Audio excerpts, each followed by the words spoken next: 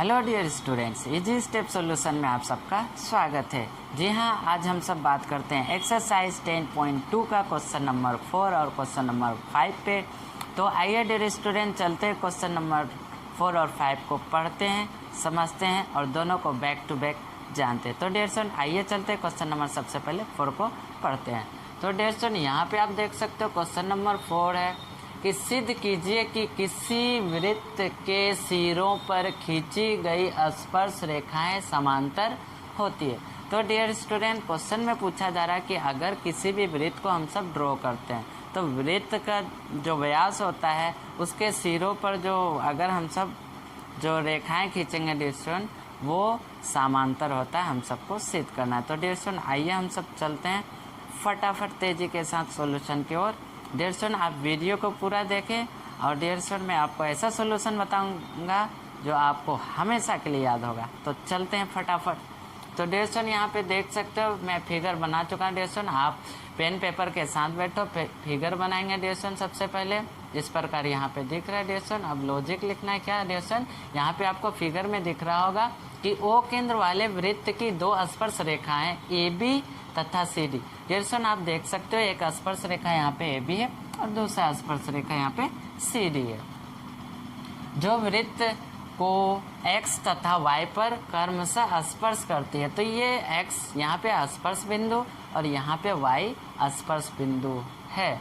तो हमें क्या सिद्ध करना है डियर स्टूडेंट, हमें सिद्ध करना है कि A B parallel to C D. Dear student हमें सिद्ध करना है कि ए बी सी डी के समांतर है। इसको सिद्ध करने के लिए आइए डियर स्टूडेंट हम सब आगे बढ़ते हैं। तो डियर स्टूडेंट सबसे पहले हम सब क्या करते हैं, देख सकते हैं यहाँ पे डियर स्टूडेंट हम सब पहले ए बी स्पर्श रेखा को लेते हैं, स्पर्श बिंदु x को लेते हैं और यहाँ पे हम सब देखते हैं। डियर स्टूडेंट यहाँ पे अगर देख सकते हैं चूँकि यहाँ पे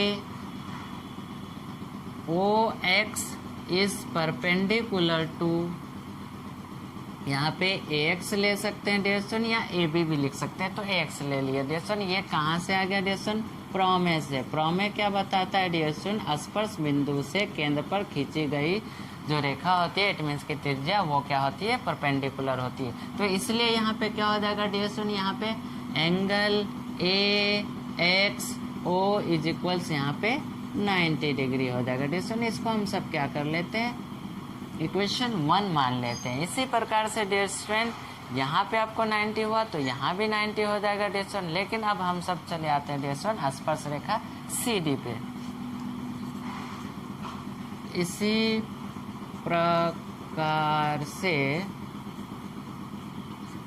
प्रकार से क्या कर लेते हैं डियर स्टूडेंट, यहाँ पे हम सब देख लेते हैं। तो यहाँ पे क्या कर लिख सकते हैं डियर स्टूडेंट, यहाँ पे ओ वाई या वाई ओ। तो हम सब यहाँ लिख देते हैं O Y is perpendicular to D Y, या फिर डी सी भी लिख सकते हैं डियर स्टूडेंट।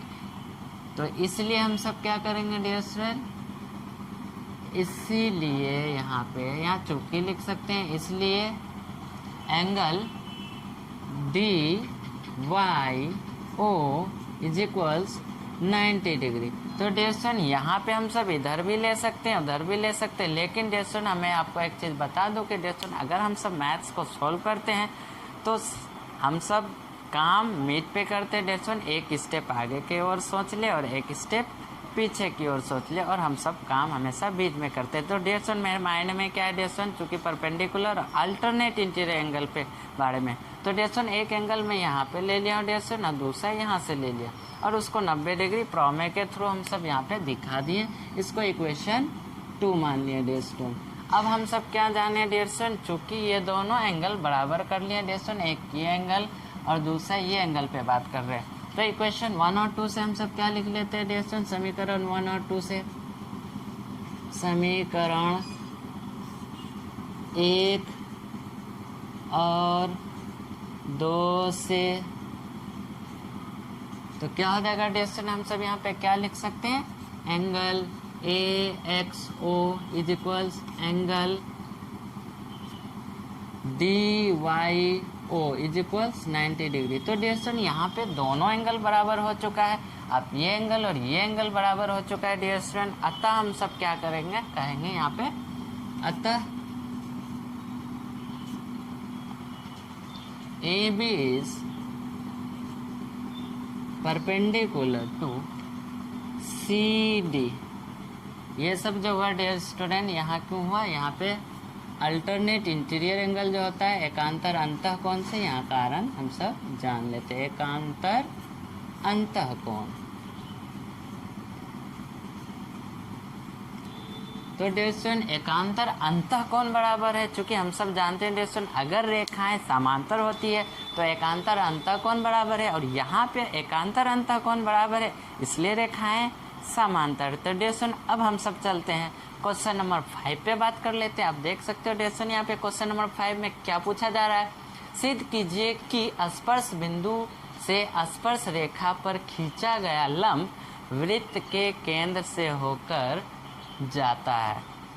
तो डियर स्टूडेंट यहाँ पे क्या सिद्ध करना है, एक वृत्त है डियर स्टूडेंट और स्पर्श रेखा है, और स्पर्श बिंदु से केंद्र, स्पर्श बिंदु से जो हम सब डियर स्टूडेंट लंब खींचते हैं वो हमेशा कहाँ से होकर गुजरती है डियर स्टूडेंट, वो हमेशा केंद्र से होकर गुजरती है। तो इसमें हम सब क्या कर लेते हैं डियर स्टूडेंट, सबसे पहले एक वृत्त लेंगे और इस प्रकार से हम सब फिगर को ड्रॉ कर लेंगे डियर स्टूडेंट। मैंने यहाँ पे फिगर ड्रॉ कर चुका हूँ, तो यहाँ से फिगर उतारेंगे डियर स्टूडेंट। तो वृत्त में ए बी स्पर्श रेखा आप यहाँ पे देख सकते हो डियर स्टूडेंट, ए बी यहाँ पे क्या है, स्पर्श रेखा है, स्पर्श रेखा है जिसमें एम स्पर्श बिंदु है। यहाँ पे एम जो आपको दिख रहा है डियर स्टूडेंट, एम एक स्पर्श बिंदु है। तो अब हम सब क्या कर लेते हैं डियर स्टूडेंट, यहाँ पे हम सब क्या लिख सकते हैं, चूंकि O M is perpendicular to, यहाँ पे हम सब क्या लेंगे डियर स्टूडेंट, ए बी लिख सकते हो या एम लिख सकते हो, हम सब यहाँ पे ए बी लिख देते हैं डियर स्टूडेंट, ए बी लिख दिए। तो इसलिए हम सब यहाँ पे क्या लिख देते हैं डियर स्टूडेंट, इसीलिए यहाँ पे angle A M O is equals 90 degree हो गया डियर स्टूडेंट। यहाँ हम सब प्रमेय से लिख सकते हैं डियर स्टूडेंट, प्रमेय बताता है कि स्पर्श रेखा से जब भी हम सब रेखा खींचते हैं डियर स्टूडेंट परपेंडिकुलर होता है, वृत्त से के केंद्र से जाती है, मतलब वृत्त के केंद्र से गुजरती है, उसको हम सब परपेंडिकुलर। तो यहाँ पे हम सब क्या कर देते हैं, प्रमेय से हम सब यहाँ पे लिख लेते हैं डियर स्टूडेंट, यहाँ पे 90 डिग्री यहाँ पे आ गया। अब हम सब क्या कर लेते हैं डियर स्टूडेंट, अब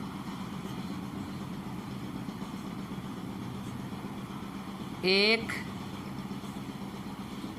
बिंदु ओ डैश लेते हैं डियर स्टूडेंट, ओ जो यहाँ पे केंद्र के लिए हम सब लिए थे डियर स्टूडेंट एक बिंदु, और हम सब क्या मान लेते हैं यहाँ पे ओ डैश मान लेते हैं। तो ओ डैश हम सब एक बिंदु को मान लिए। अब एक बिंदु ओ डैश को एम से मिला देते हैं डियर स्टूडेंट, एम से क्या करते हैं, एम से मिला देते हैं, यहाँ पे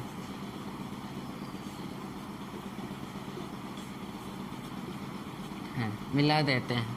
अब मान लेते हैं क्या डियर स्टूडेंट, अब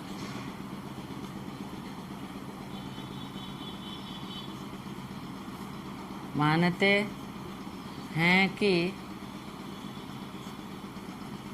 ओ डैश मतलब ओ डैश एम रेखा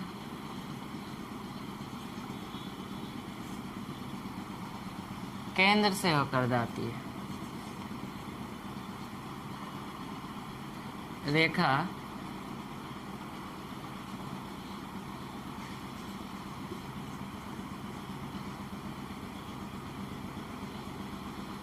केंद्र से होकर जाती है, मतलब एक दूसरी रेखा ले लेते हैं डियर स्टूडेंट। अब हम सब मान लेते हैं और उस बिंदु को हम सब एम से मिला लेते हैं। अब मानते हैं कि एम ओ यहाँ पे ओ डैश एम रेखा केंद्र से होकर जाती है, अगर जाएगी डियर स्टूडेंट तो यहाँ पे क्या हम सब लिख सकते हैं, इसीलिए हम सब यहाँ पे क्या लिख सकते हैं, यहाँ पे दिखा सकते हैं डियर स्टूडेंट, चूँकि यहाँ एज्यूम करने पर डियर स्टूडेंट यहाँ पे हम सब मान लेते हैं, एज्यूम किए हैं, मतलब अगर हम सब अनुमान लगाते हैं, अनुमान के तौर पर हम सब लेते हैं, चूँकि यहाँ पे अब हम सब क्या लिख सकते हैं dear student, O dash M is perpendicular to A B, तो इसलिए यहाँ पे क्या हो जाएगा dear student, angle B M O dash is equals 90 degree. तो डिस्टेंस यहाँ पे इक्वेशन 1 मान लेते हैं और यहाँ पे इक्वेशन 2 मान लेते हैं डिस्टेंस। तो समीकरण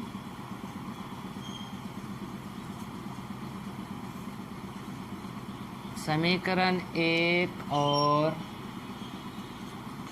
2 से निष्कर्ष निकलता है कि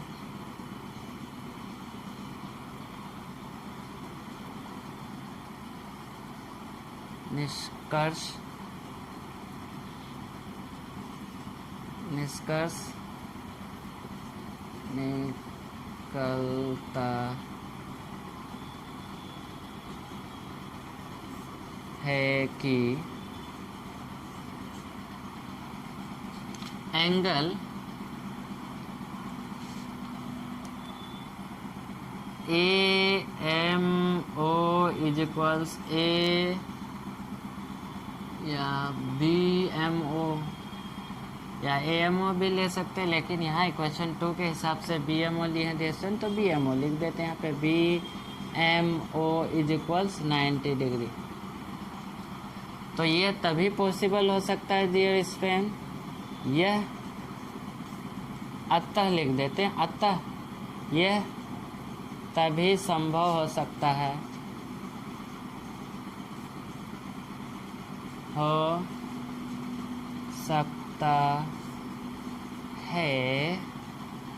जब एम ओ डैश केंद्र से होकर जाएगी, केंद्र से होकर जाएगी। तो डियर इसमें पूछा क्या था कि केंद्र से यहाँ पे स्पर्श रेखा पर खींचा गया लंब वृत्त से होकर जाती है। तो डियर यहाँ पे जो लंब दूसरा हम सब माने थे, एज्यूम किए थे 90 डिग्री, तो अगर लंब होगा तो डियर वो केंद्र से होकर ही जाएगी। तो आप यहाँ पे देख सकते हो डियर, अगर मेरा सोल्यूशन इजी लगा तो आप मेरे चैनल को ज़रूर सब्सक्राइब करें। थैंक्स।